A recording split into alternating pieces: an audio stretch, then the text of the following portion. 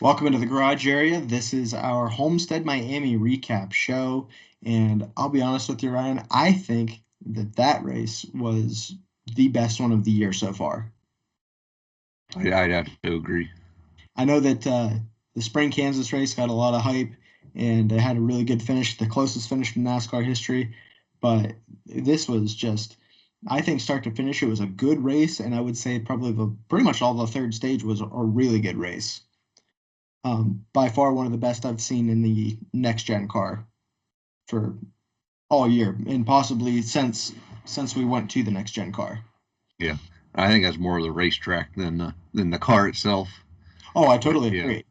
I totally agree with that. But it was at least close to what I'm more interested in seeing. Like as this championship has rolled on, I've just been like, yeah, my driver's in the championship four, but this isn't the kind of racing that I used to watch, and it's just such a depressing thing. And then you've got the Bud 8 coming back with Dale Jr., and it's just like, man, that kind of reminds me of what I grew up watching. And then you get a race like this that, even though you know this car is an absolute turd bucket, it's just you're so happy to see something that reminds you of what racing really was. yeah. As far as the race itself went, it looked like Christopher Bell pretty much was going to have the thing wrapped up. He was out front a lot from what I saw. How many laps did he end up leading? Um, Christopher Bell, he only led 3 laps. I Is think that you're getting Tyler Reddick led the most laps, I believe, at 97. So okay? it was Elliott led 81. I thought he had it for a while. So the three best cars were the four best cars were the four cars that were below the cut line with Reddick, Blaney, Elliott, and Hamlin all being below the cut line. They were all like running 1, 2, 3, 4 at one point. So I don't know why I thought the Bell was out front as much as he was, but he ran up front a he, lot, he ran up front, yeah, but even though the he day wasn't was mainly dominated by Reddick and Elliott for the most part. And right. then Blaney in the last half finally got up front, and it was almost his race to lose. You are right though. It did seem like it was all the below the cutoff line guys that needed to perform were certainly stepping up to the plate today. Um, I think at one point, well, who was did the top were the top seven? Did they stay the top seven playoff drivers? Like, Um, well, with top seven, so yeah, the top seven stayed at top seven. Elliott's the bottom driver of the. Is that what you're asking? yeah, the top seven finishers were all the playoff drivers, right? Oh, top seven finishers. Top six, and then Larson because he spun out, bringing Mm, out that final caution. He finished 13th. yeah. Um, Speaking of spinning out, I saw that there were some people that were giving Justin Haley a hard time online because when they saw the seven car around, it was like, oh, there goes Corey LaJoy again. And obviously, he's not in that car anymore, and we got Justin Haley in it now, and spun out not once but twice, and staying true to his Corey LaJoy, uh, whatever personality Impression, I on that. guess. Um, but yeah, he was far from the story of the day. I think that the biggest thing was Kyle Larson. Certainly a fast race car, somebody that could have been contending to win, and ended up having that flat tire while he was running up next to the wall, and the tire carcass came off of the car and ended up going. He obviously went a lap down. Did he go more than one lap down? I can't remember. I don't remember him going a lap down.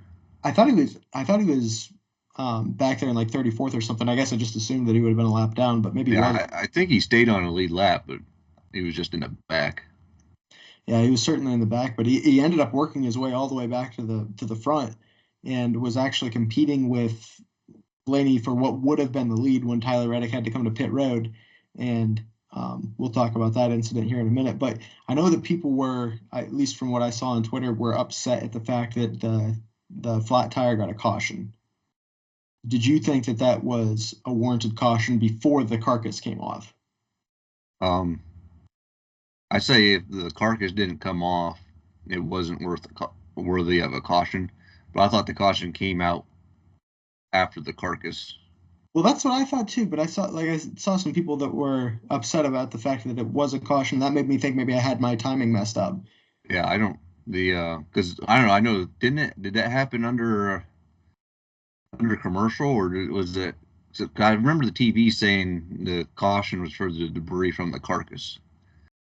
That's what I remember hearing. And I've seen people online mad about his spin bringing out a caution, that he saved it and got it going. That there shouldn't have been a caution. I saw that, but as far as the one with his flat tire, I hadn't seen nothing. But Well, maybe I've got them mixed up then from what I saw people upset with online because I guess the reason that I thought that that was questionable is when I saw it that come back, like when I saw both replays again, I was like, I guess I could see maybe him hitting the wall, not necessarily bringing out a caution until the tire carcass comes on, then that's obviously a caution. But I thought the spin was an obvious caution. Like, yeah, that's what I thought there. there's smoke everywhere. You have to throw a yellow flag.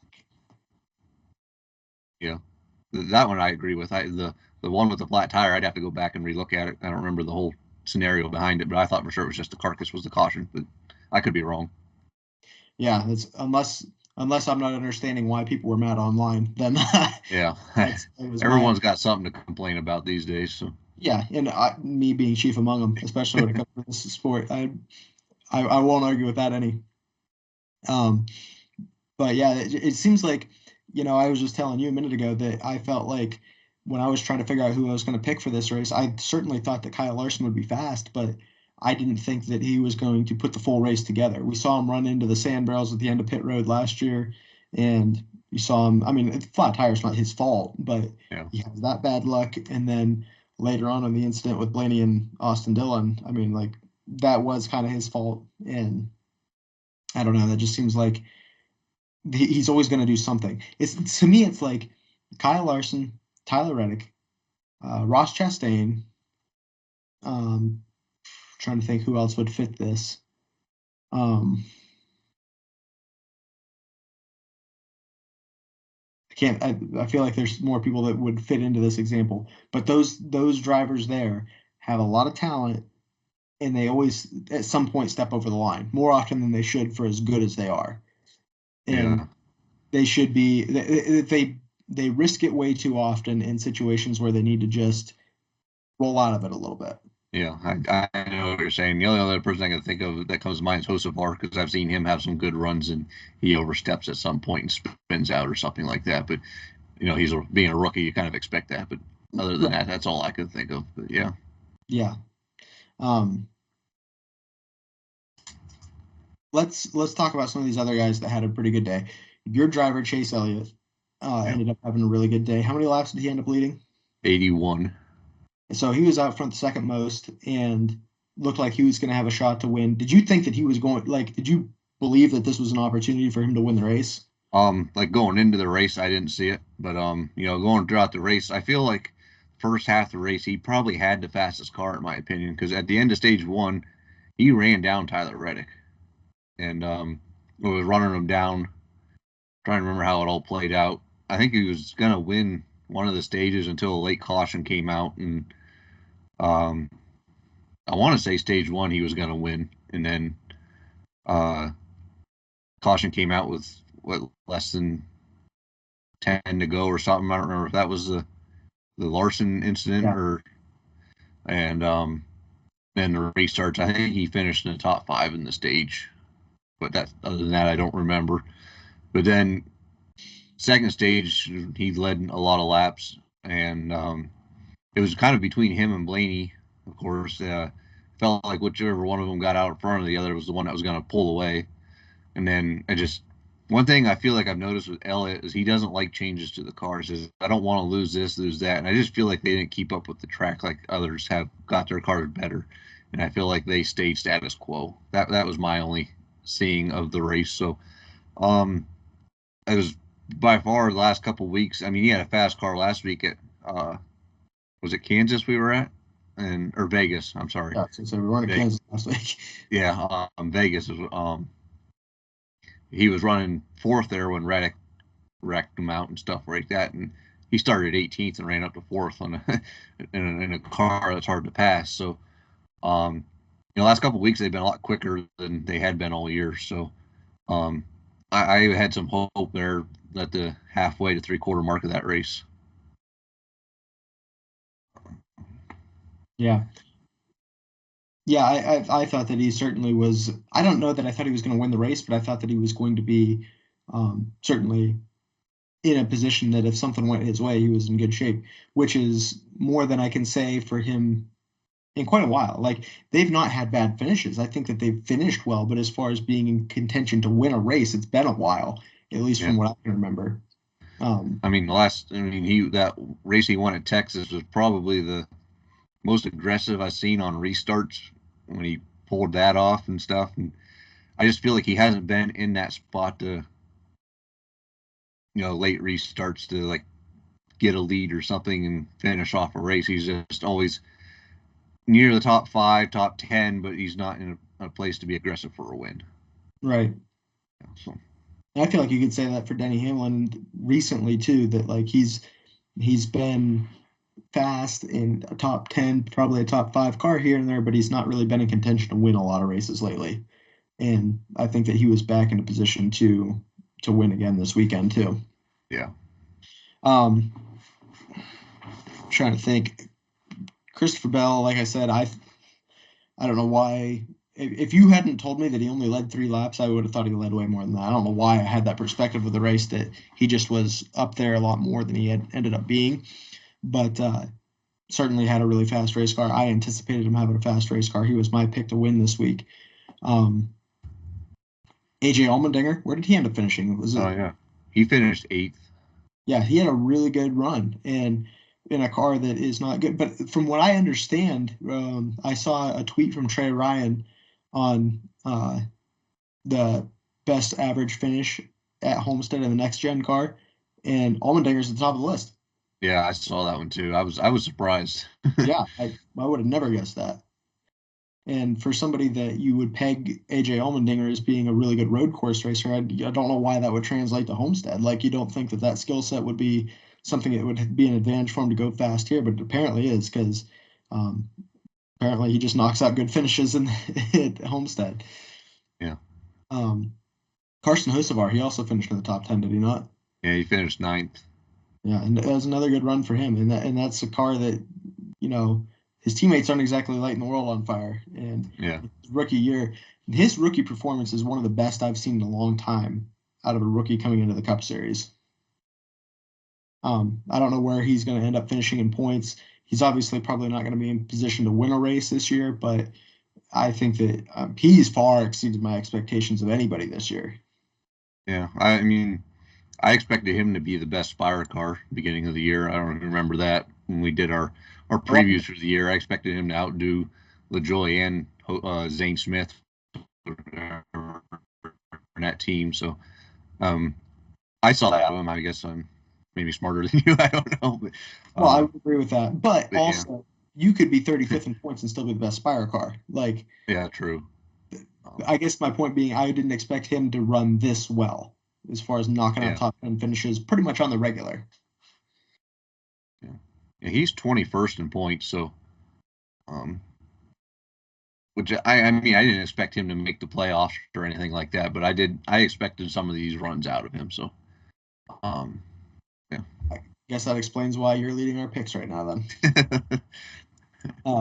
We can get to that too. Yeah. So kind of setting up the last scenario there. Is there anything else in the middle of the race that we want to cover before we kind of set up the end of the race? I don't really have anything more than that. No. Did you think that the racing itself was good prior to what we're about to talk about here? I thought it was decent. I mean, you could definitely tell which cars were quicker than others. I mean, passing was a little easier at this type of track than we'll say others. I could still see aero dependencies, of course, but I guess that's to be expected. I just think this track helps eliminate some of that. Yeah, you're going to have aero dependency with this race car no matter what. You even see it at short tracks, which is terrible. But I think the biggest key for this race was the tire fall off. I think that's what you needed. It's a huge factor in producing good racing. And I think you had that more this weekend than you have at a lot of racetracks. And you saw kind of setting up the end of the race. Everybody was making their final pit stop. And Tyler Reddick and Billy Scott were trying to gamble to make sure that they would stay out and hopefully catch a caution. So their goal is to trap as many guys a lap down. They're going to come in and pit, have the freshest tires, and hopefully a little bit of track position still, and try to go to the front and either win the race or gain a lot of points. Like, we're on the same page that was the strategy, right? Yeah. Okay. While this is happening, Ryan Blaney is out front of the cars that have pitted.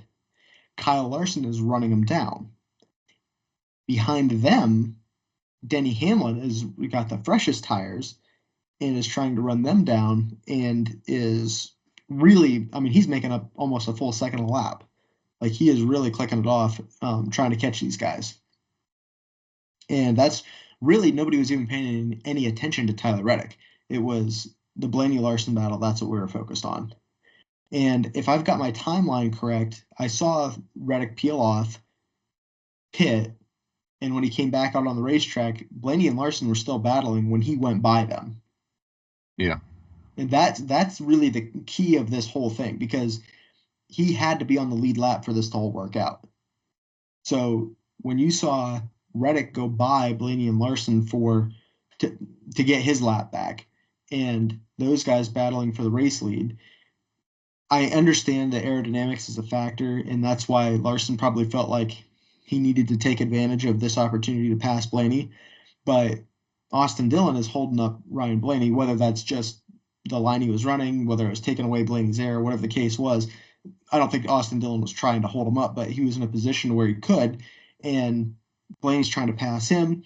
Larson makes a big run on him, and as Blaney goes to the bottom of the racetrack, and Blaney kind of went to the middle of the racetrack, and Austin Dillon's up next to the fence. Larson, for whatever reason, thought that this was a good time to try to make it 3 wide, and you'd have to know.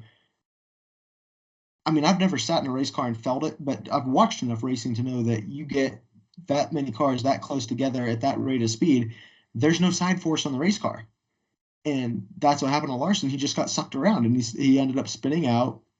Fortunately for him, didn't end up hitting anything, and kind of just dragged the car back down across the apron of the racetrack, got it pointed back in the right direction, and away he went. And I don't remember, they were talking about whether or not he would have lost a spot or not, but he didn't lose much out of that whole ordeal.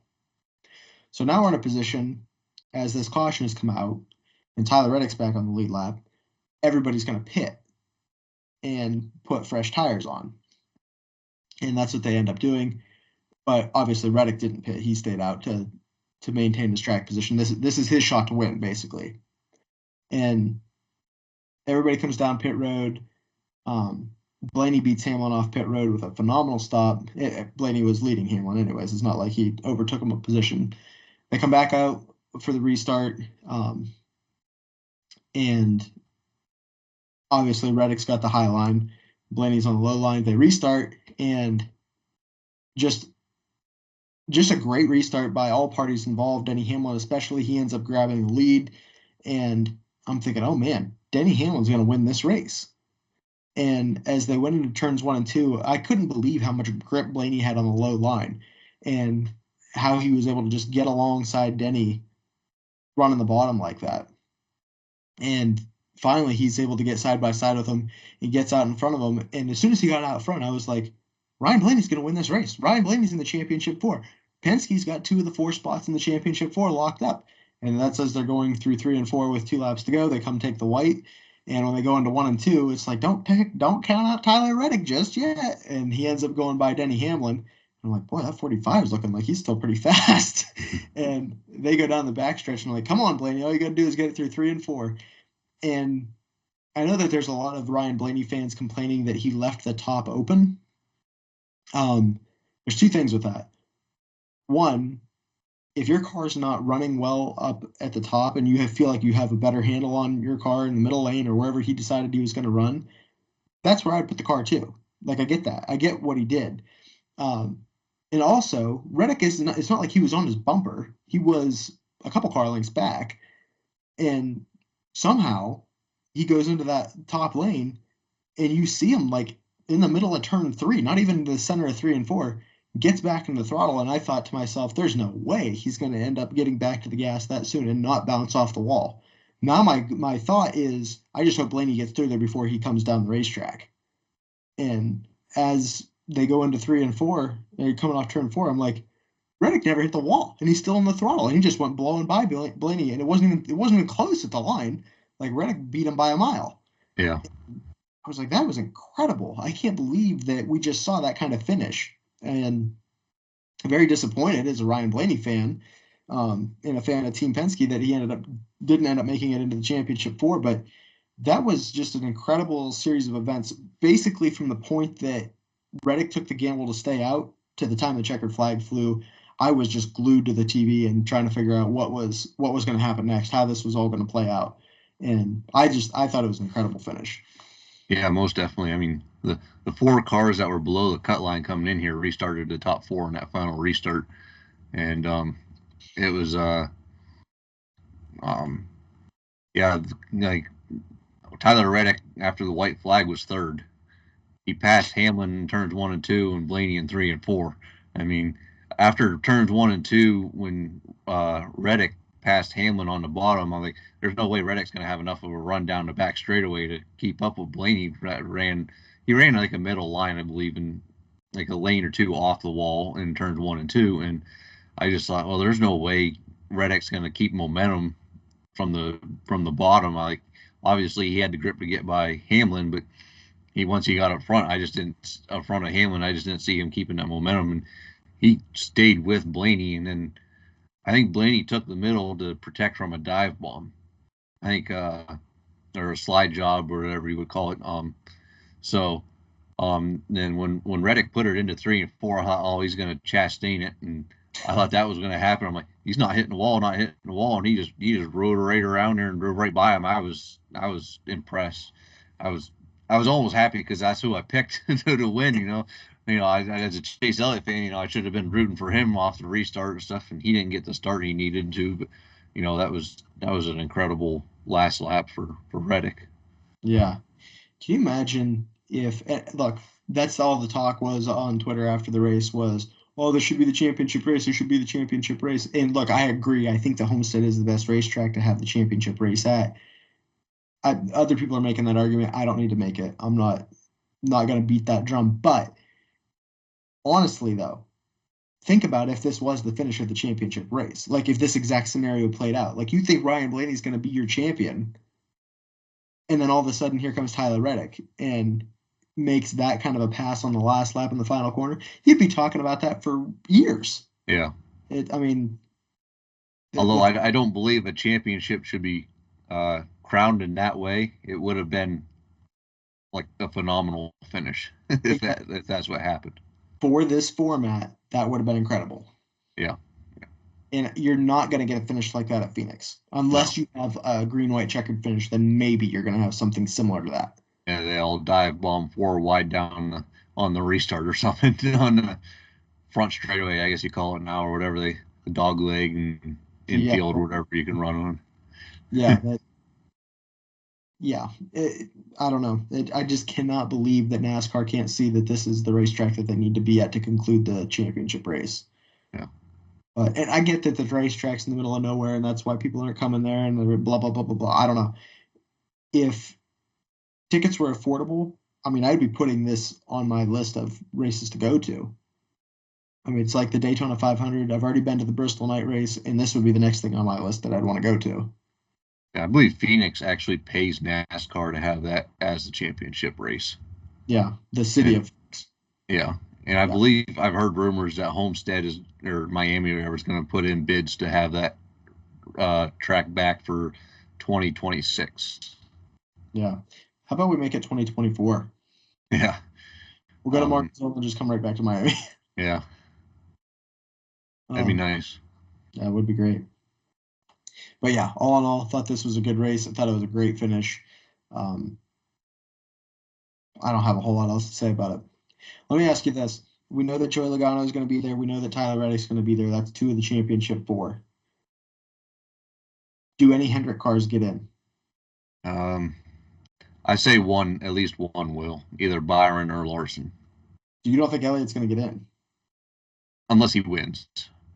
Which, I mean, he finished third there in the spring. Fall is usually a different animal.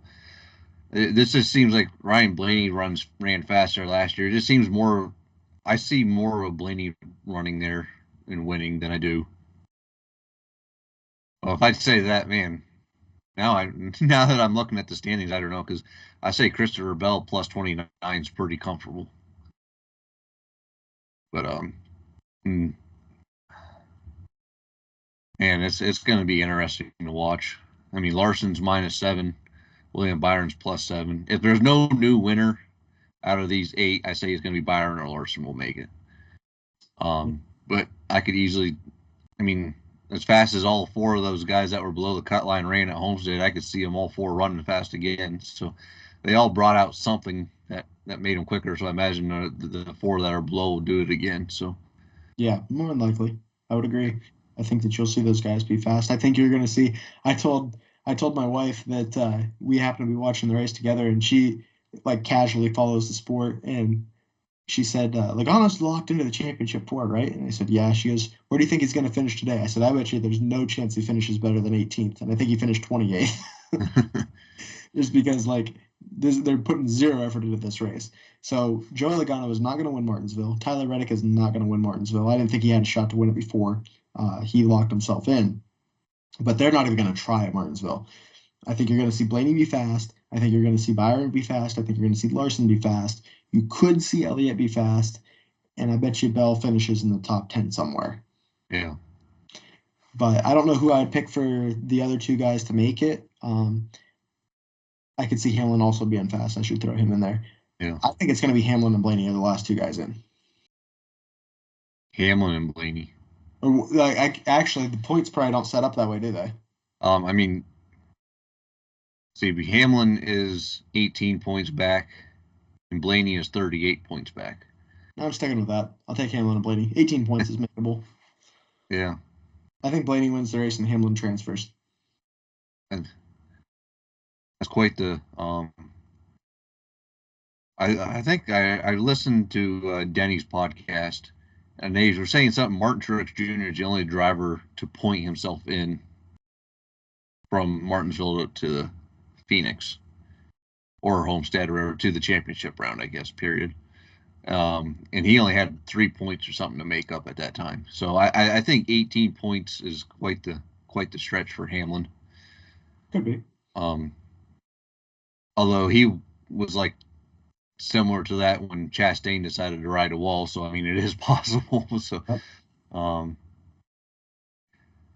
yeah, I couldn't hardly predict who's going to win this because I've seen Christopher Bell win there. I've seen Blaney win there.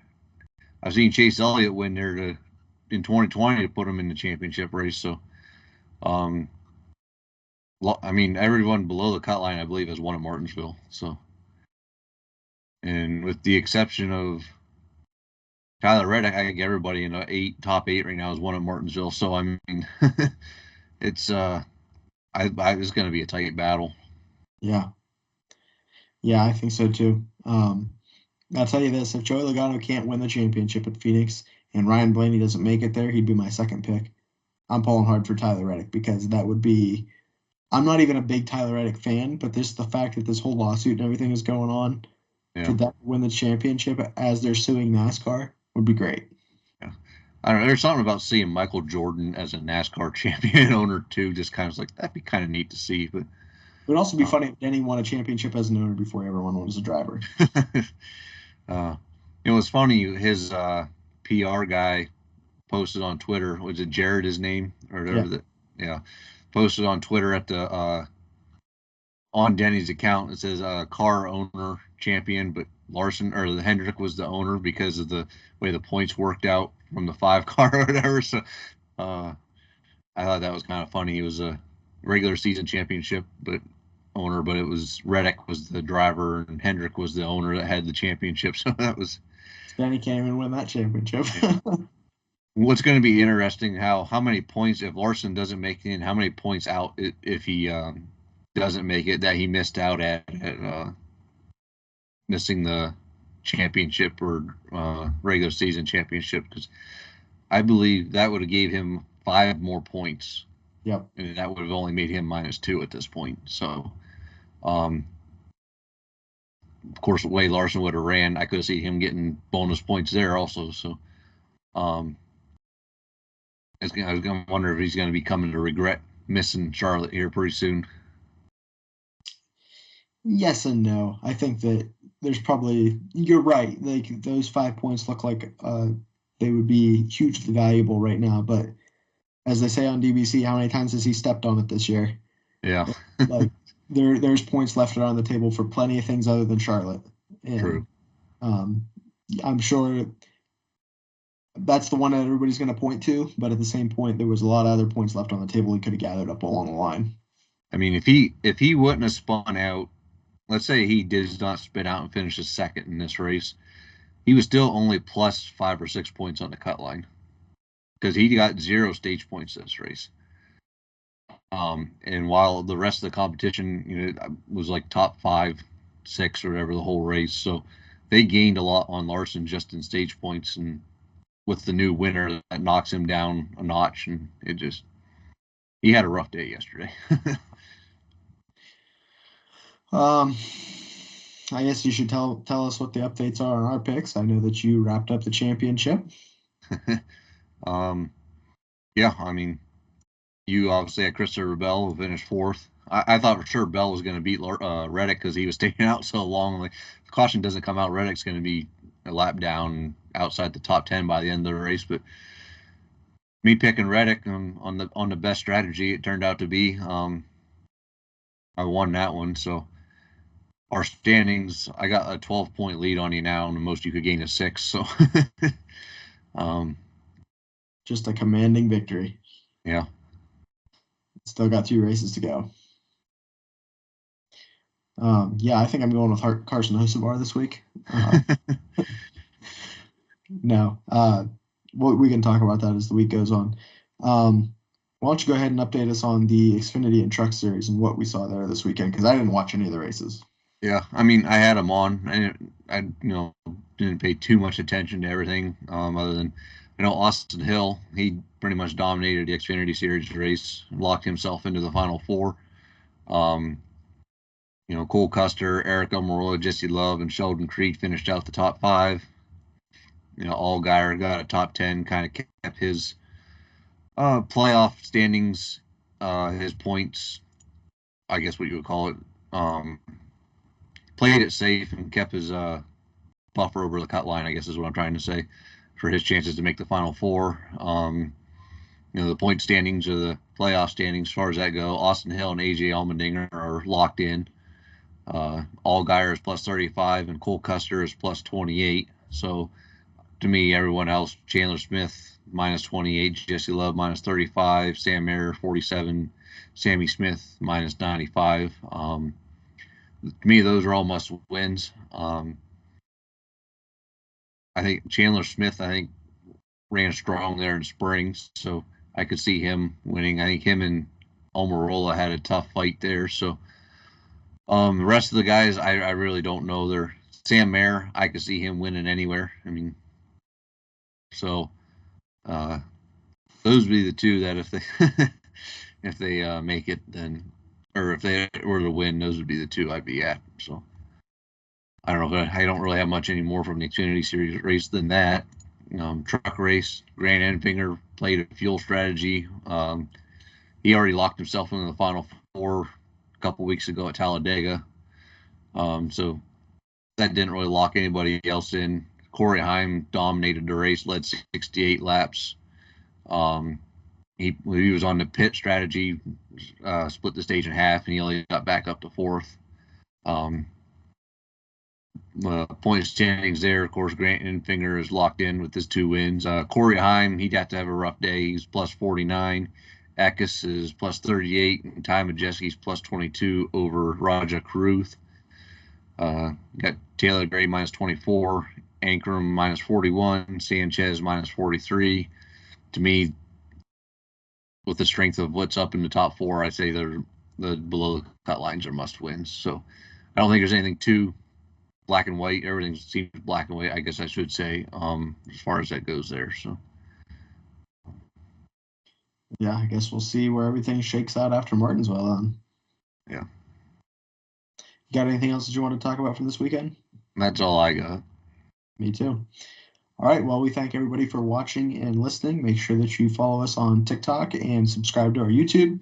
And Ryan's going to be posting clips, I'm sure, this week of all of the great stuff that we talk about right here on the show. And we will be looking forward to Martinsville. That is one of my favorite races of the year. Unfortunately, it's disappointed a little bit with this next gen car, but hopefully that we can see something a little different. They're talking about more tire wear this weekend. I'll believe it when I see it. And yeah, they put the option tire on the inside tires of these cars this week, so we'll see how that plays out. Yeah, it'll be interesting, I'm sure. Hopefully it does work out. I'm that's my goal. Or that's my hope anyways. All right. Well, we'll talk to everybody after Martinsville, and we'll be right here in the garage area to recap it for you.